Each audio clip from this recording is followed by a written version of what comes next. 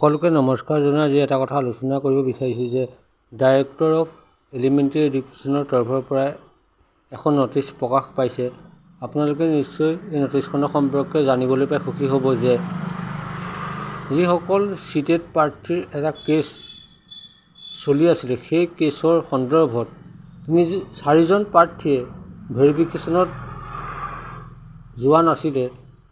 তেখেতলোকক পুনৰ এটা ভেৰিফিকেশ্যনৰ চান্স দিয়া হৈছে। তেখেতলোকৰ পুনৰ ভেৰিফিকেশ্যন চলিব। ইয়াৰ পৰা আপোনালোকে এটা তথ্য গম পাব যে বিশেষকৈ 3 নম্বৰ পইণ্টটো চালে গম পাব সেইসকল হয়তো NIS প্ৰাৰ্থী হয়, যাৰ বাবে তেখেতলোকৰ appointment letter, SMC record, attendance record সকলো বিচাৰিছে। ইয়াৰ পৰা আপোনালোকে নিশ্চয় গম পাব।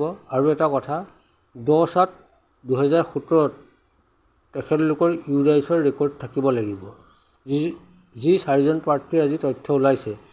এতিয়া আপোনালোকে গম পাব যে এইবাৰ NISৰ ওপৰত যথেষ্টখিনি তদন্ত চলি আছে ক্ষীপ্ৰ গতিত। আপোনালোকৰ 5500 যিসকল NIS প্ৰাৰ্থী আছে, আপোনালোকে নিজৰ ডকুমেণ্টছখিনি সম্পূৰ্ণ কৰি লওক, নহ'লে অনাগত দিনত আপোনালোকৰ বহুত অসুবিধা হ'ব। ইয়াকে কৈ মই ধন্যবাদ জনাই আপোনালোকৰ পৰা বিদায় লৈছোঁ।